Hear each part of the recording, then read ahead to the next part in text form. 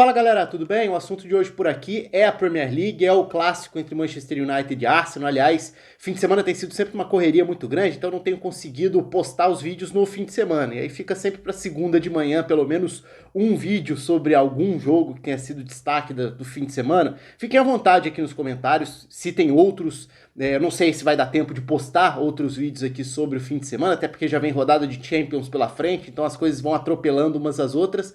Mas vamos falar sobre esse clássico da Premier League, a vitória do Arsenal para cima do Manchester United, até porque tem diferentes formas pra gente abordar esse jogo, né? Dá para falar sobre a bipolaridade do Manchester United, que num jogo deixa ótima impressão, aí volta pro campeonato inglês, volta a apresentar problemas, volta a ter dificuldades. O Arsenal, por outro lado, com resultado importante, tem sinais muito positivos do trabalho do Arteta, isso já não é de agora, já vem de algum tempo, mas de novo, é um duelo muito marcado pela questão dos encaixes das estruturas de saída de bola, de marcação em cima da saída de bola também.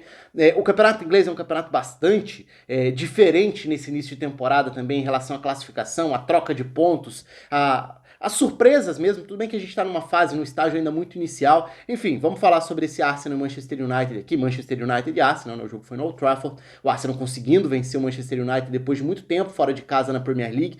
Conta aí com os comentários de vocês, então, com sugestões, com impressões sobre os dois lados, sobre o jogo. Deixa aqui embaixo o seu comentário, aproveita e se inscreve aí no canal se você ainda não se inscreveu, ativa o sininho da notificação, deixa a curtida no vídeo, tudo isso é sempre muito importante aqui pro canal. Aliás, passamos dos 125 mil inscritos aqui no canal, sempre agradeço a todo mundo que dá essa moral aqui pro canal. Vamos falar sobre o jogo. Vamos falar então sobre esse duelo, começando pelas escalações, passando pelos campinhos, sem grandes surpresas, embora, claro, a gente esteja num período de calendário puxado, então é natural que algumas peças entrem e saiam. Eu falei, fiz um vídeo até, é interessante pegar essa sequência do Manchester United, porque na semana passada eu falei, fiz um vídeo aqui sobre a grande vitória do United sobre o Leipzig, na Champions. Vou deixar aqui em cima o vídeo da análise daquele jogo. E aquela estratégia passou muito por como marcar a saída de bola do Leipzig, como tirar o conforto, como especificamente alguns papéis e a formação do Solskjaer se adaptaram às características do time do Nagelsmann. Eu voltei a falar naquele vídeo sobre como o Manchester United do Solskjaer é um time que consegue se adaptar a alguns jogos grandes e dar boas demonstrações estratégicas de competitividade justamente nesses jogos. O desafio é ter maior consistência, regularidade para se impor em outros jogos. Nesse caso era um jogo grande também, claro, um clássico contra o Arsenal, mas dessa vez dá para dizer que os papéis meio que se inverteram. O Manchester United não conseguiu achar formas e fórmulas para escapar dos encaixes do Arsenal, que foi mais agressivo, que pressionou melhor, que fez um ótimo trabalho sem bola e que acabou sendo melhor com bola também. Isso tem a ver com alguns nomes individualmente, mas vamos começar pelas escalações. O United. Qual foi a surpresa na escalação do United?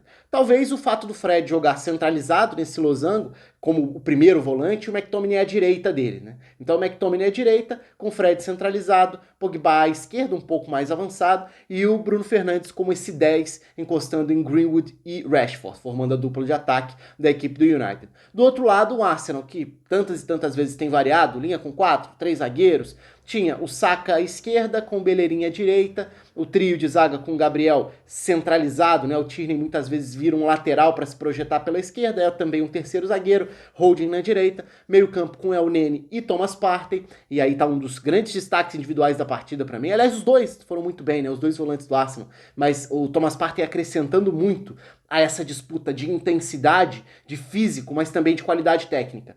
E aí na frente com Willian à direita, Aubameyang à esquerda e Lacazette centralizado. E alguns padrões acabam se repetindo antes até da gente falar desses encaixes mais específicos, mas ainda com as formações aqui.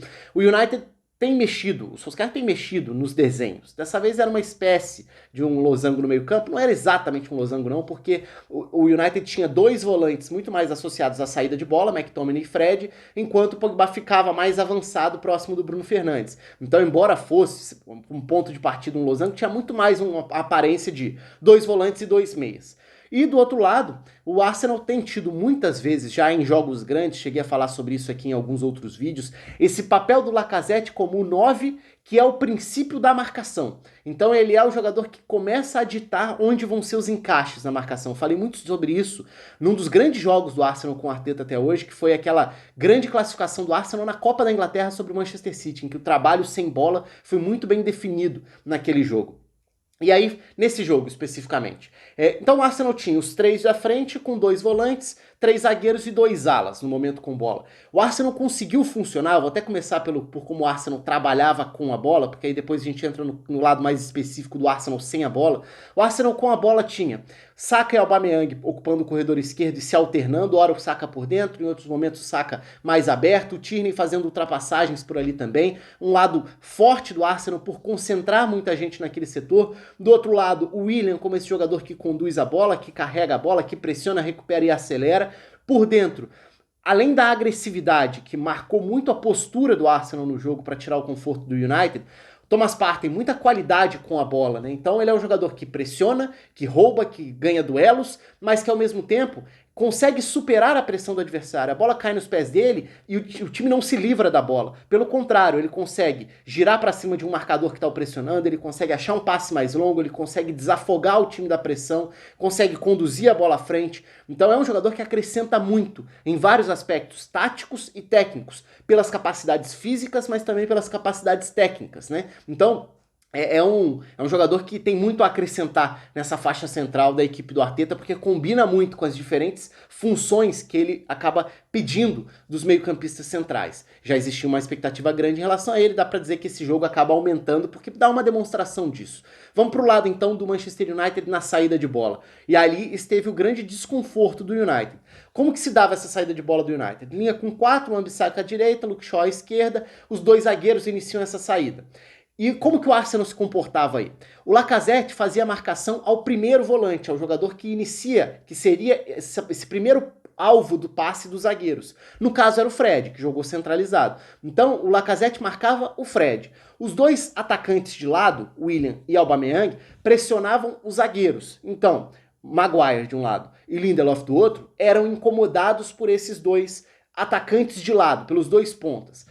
Aí, o que começa a acontecer, né? Você tem os alas prontos para pressionarem ali os laterais, se a bola chega a Luke Shaw de um lado ou a Wan-Bissaka do outro, são laterais que acabam se projetando um pouco mais. Na saída de bola você tem os dois zagueiros mais abertos e um volante entre eles. O que o United começa a achar como alternativa aí? O fato do McTominay jogar mais próximo do Fred. Então o McTominay passa a voltar, a retornar para receber justamente atrás da onde está esse primeiro trio do Arsenal. Você tem os três jogadores de frente pressionando, o McTominay em tese sobra ali para virar uma opção de passe que possa fazer o time progredir.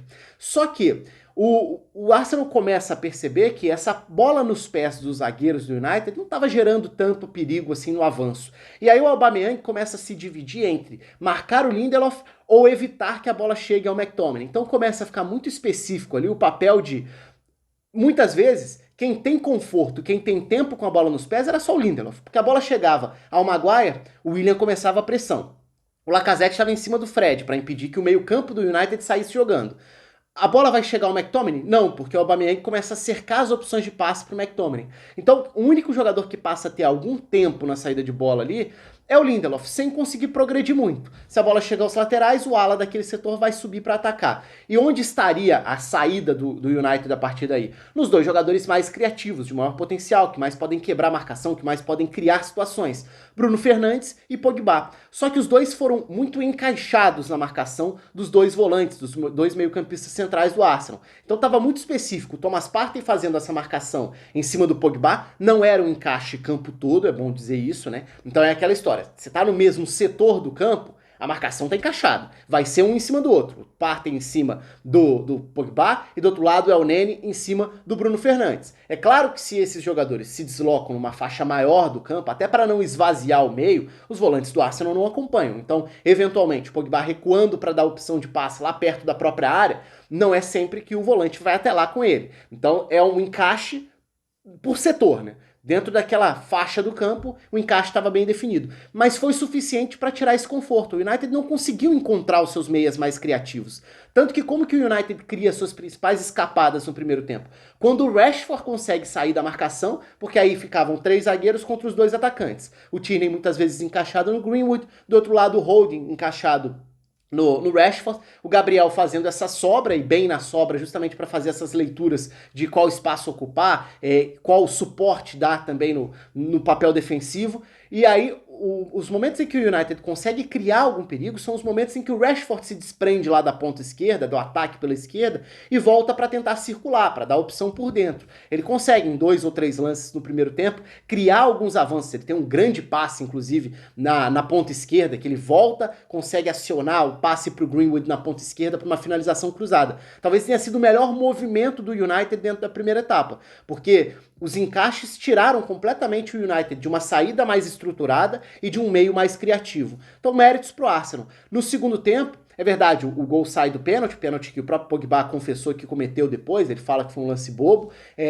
que ele acaba derrubando o Bellerin dentro da área. O United chega a tentar ir para uma abafa, chega a tentar mudar as peças, chega a ter bola na trave, inclusive, mas não jogou bem, não conseguiu produzir. E aí a gente cai na questão dessa bipolaridade do Manchester United, um time que tem conseguido ter estratégias muito específicas e consegue executá-las em alguns jogos grandes, principalmente quando o trabalho é sem a bola. Então o United consegue tirar adversários do conforto quando tem papéis específicos sem bola para cumprir. Ah, vai ser um time agressivo com encaixe tal, do jeito tal, e que vai tentar tirar a virtude do outro adversário, do time do outro lado, dessa forma. Tem funcionado, a gente já viu várias vezes. Agora, isso te traz benefícios com a bola também, porque você consegue recuperar a bola, forçar erro. Contra o Leipzig foi um grande exemplo disso. Mas quando você precisa furar bloqueios adversários, quando você precisa superar estratégias específicas dos adversários, como a que o Arsenal apresentou, aí o United se coloca num buraco grande em muitas dessas partidas recentes.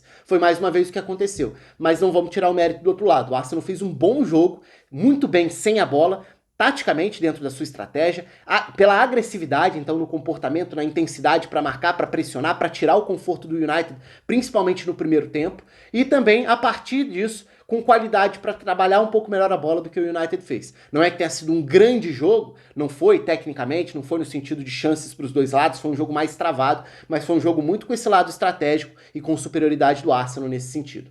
Conta aí com os comentários de vocês, com a inscrição aqui no canal, a curtida no vídeo, outras sugestões de jogos do fim de semana para tentar correr atrás. Um abraço, até a próxima.